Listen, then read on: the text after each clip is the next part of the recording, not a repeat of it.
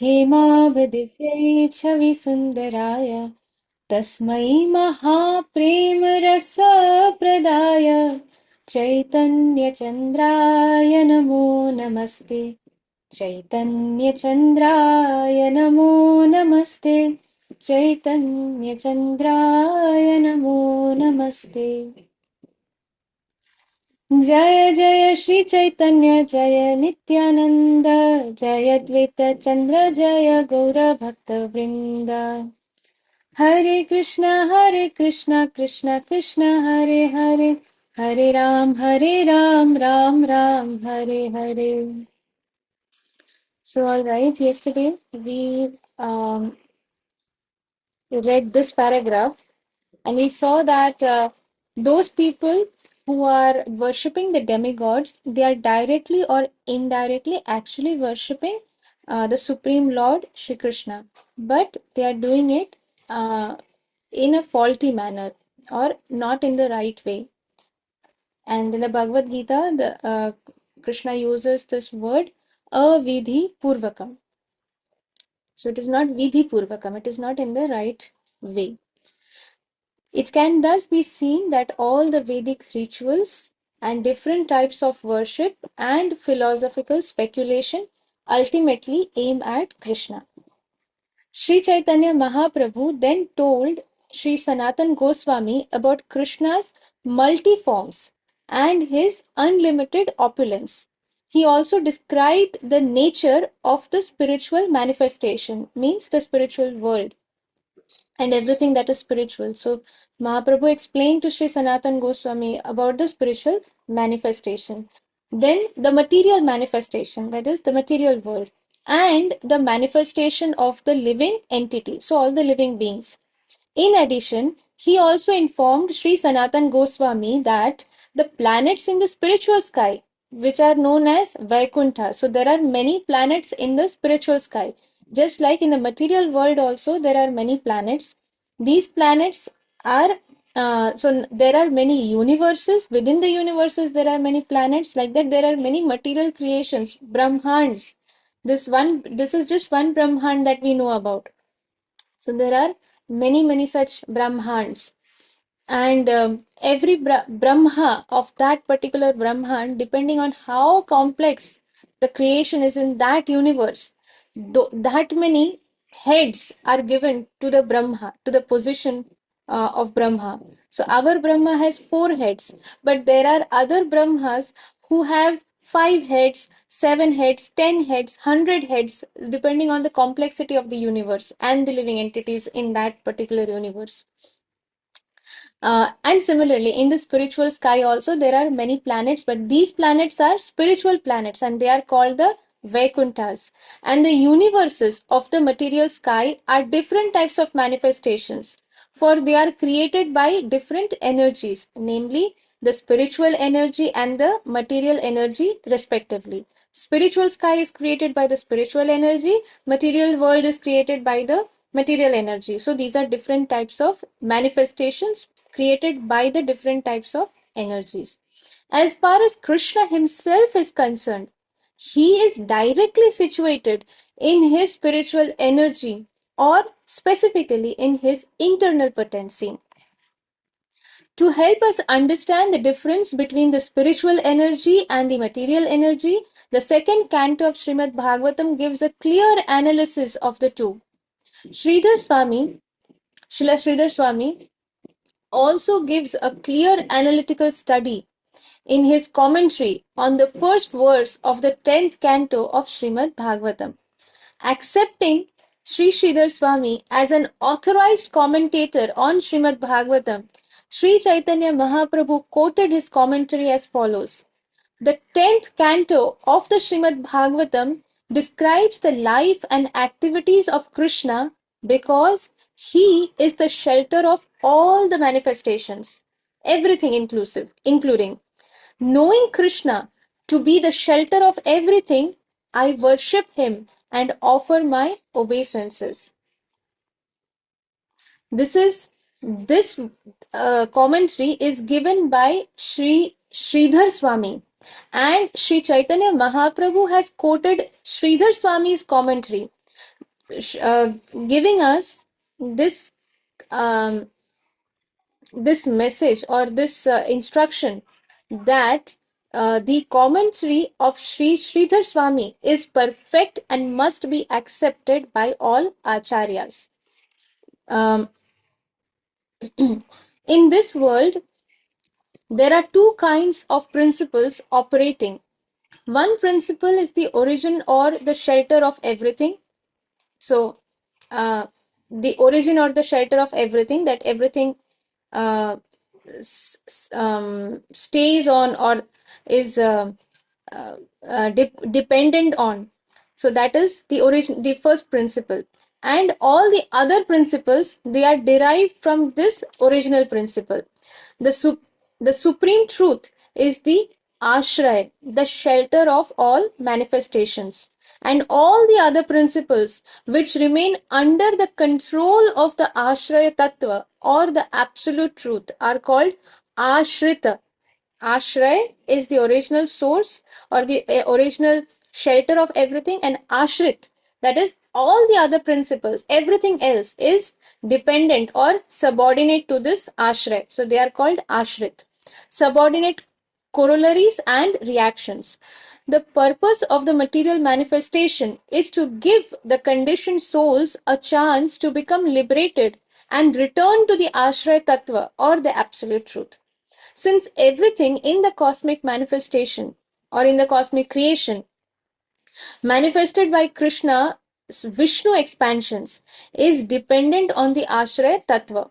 So Krishna expands himself, or he um, expands himself as Balaram, and then Balaramji expands himself as the Vishnu forms, the four primary Vishnu forms, and from there again there is further expansion. So here it is said that since everything in the cosmic creation which is manifested by Krishna's Vishnu expansions, so there is Garbhodakshay Vishnu, there is Shirodakshay Vishnu, and there is Karanodakshay Vishnu. These are expansions of Vishnu. Vishnu himself is the expansion of Krishna. So they are, so all the manifestations, they are actually manifested by Vishnu. And Vishnu is the expansion of Krishna. So these cosmic creations that are manifested by Krishna's Vishnu expansions is dependent on the Ashraya Tattva. All the cosmic creations, they are dependent on the Ashraya Tattva or the Supreme Lord Krishna himself. The various demigods and the manifestations of the energies, the living entities, and all the material elements, everything is dependent on Krishna because Krishna is the supreme truth. Thus, Srimad Bhagavatam indicates that everything is sheltered by Krishna directly or indirectly. Consequently, the perfect knowledge can be had only by an analytical study of Krishna as confirmed in the Bhagavad Gita. Lord Sri Chaitanya Mahaprabhu then asked Sri Sanatan Goswami to listen attentively as he described the different features of Krishna.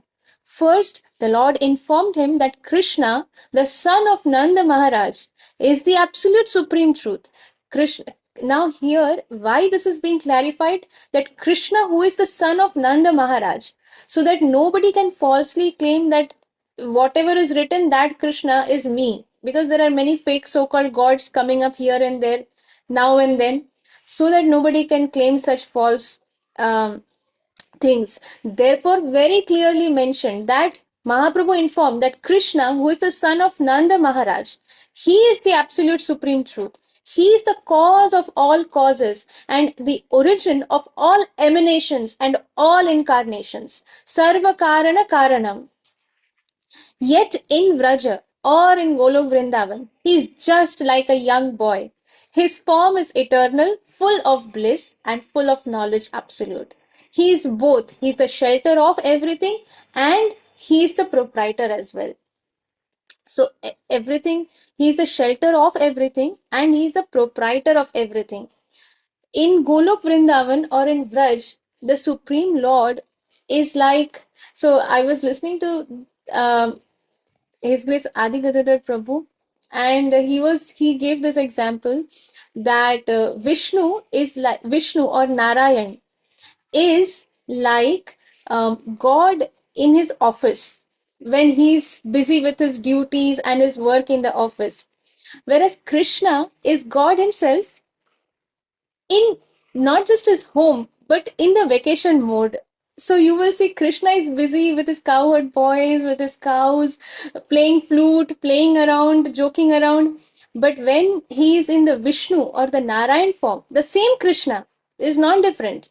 The same Krishna is Narayan or Vishnu. That means the Supreme Lord is in office and he is very serious. So there you cannot joke with him. In the Vaikuntha Lok, you will never see the devotees of the Lord putting their hand around Narayan or around Vishnu and saying, "Come, let's have a rasgulla." But in Golok Vrindavan, the Gopa friends and everyone, they all sit to have their lunch together, and they are just like normal kids would do. They are snatching each other's tiffin. The elder Gopas, they are hiding the younger Gopas tiffin, and these younger Gopa, these kids, they are crying that these senior ones, they have hidden our tiffin. We are feeling very hungry. So all this is going on in this Golok Vrindavan. So that is Krishna, the supreme personality of Godhead. He's in the vacation mode. So very beautiful way of defining how the pastimes of Lord, the and what is the nature of pastimes of the Lord in his in these different planets in Vaikuntha as well as in Braj or in Golok Vrindavan. So in Golok Vrindavan, he is both the shelter of everything, and so everybody is dependent on Krishna. Everybody takes shelter of Krishna, and he's the proprietor as well. He takes all the decisions, what is to be done, what is not to be done. They don't see him as Supreme Lord, but they are just completely. They know that he's the Supreme Lord. They have that complete knowledge, but their love is beyond that. Their love is beyond awe and veneration, that, oh, this is the Supreme Lord. It's much beyond that. In this connection, Lord Sri Chaitanya Mahaprabhu gave evidence from the Brahma Samhita 5.1. Ishwarah Parama Krishna Satchidananda Vigraha Anadir Adir Govinda Sarva Karana Karanam. Sarva Karana Karanam. Krishna is the supreme personality of Godhead. Ishwarah Paramaha Krishna. Supreme personality of Godhead, Krishna. Satchid Ananda Vigraha, with a body full of knowledge, eternality, and bliss. Anadir, there is no origin. He has no origin. Adir, Anadir. So he has no origin. He is the original person. Adir Govinda. He is the original person known as Govinda. And Sarva Karana Karanam. Whatever is happening, whatever cause may be there, he is the original cause behind all the causes for everything happening. So the cause of all causes. In this way, Sri Chaitanya Mahaprabhu gave evidence that Krishna is the supreme, is the original personality of Godhead. He is full in all the six opulences. His abode, which is known as Golok Vrindavan, is the highest planet in the spiritual sky. In a spiritual sky, there are so many planets. Everything is spiritual there. Amongst everything, the highest planet is Golok Vrindavan, where Krishna himself is residing. In addition, Lord Chaitanya Mahaprabhu quoted a verse from Srimad Bhagavatam 1.3.28. Ete cham shakala pumsah Krishnastu Bhagavan Swayam Indrari Vyakulam Lokam Mridayanti Yuge Yuge. All the incarnations that are described previously are either direct expansions of Krishna or indirectly. They are all the expansions of Krishna. So Krishna expands to Balram, Balramji expands to Vishnu, the four Vishnus. Then from there is another further expansion, but ultimately it is all expansions of Krishna. So all incarnations that are described, they're all direct expansions of Krishna, or indirectly they are the expansions of Krishna. But Krishna is the original personality of Godhead. He appears on earth in this universe or any other universe where there is a disturbance created by the demons who are always trying to disrupt the administration of the demigods. So, in different universes, different yugas are going on. In our universe, in this, we are seeing this is Kali Yuga is going on, but in some other universe, there is Satya Yuga going on. So, Krishna is doing his pastimes of the Satya Yuga in that universe. So this way it is always going on, and Krishna appears or he descends himself by his causeless mercy, by his own will. Nobody can force him, and he is also not bound by anything. It is just by his causeless mercy. So we'll pause here for today, and Krishna willing, we'll continue reading tomorrow. So thank you very much, devotees, for your very kind association. Vancha kalpatarubhyascha kripa sindhubhya eva cha patitanam pavanebhyo vaishnavebhyo namo namaha. अनंत कोटि वैष्णव वृंद की जय। श्रील जय प्रताप स्वामी गुरु महाराज की जय। जगत गुरु श्रीला प्रभुपाद की जय। निताय गौर प्रेमानंदे हरि हरि बोल।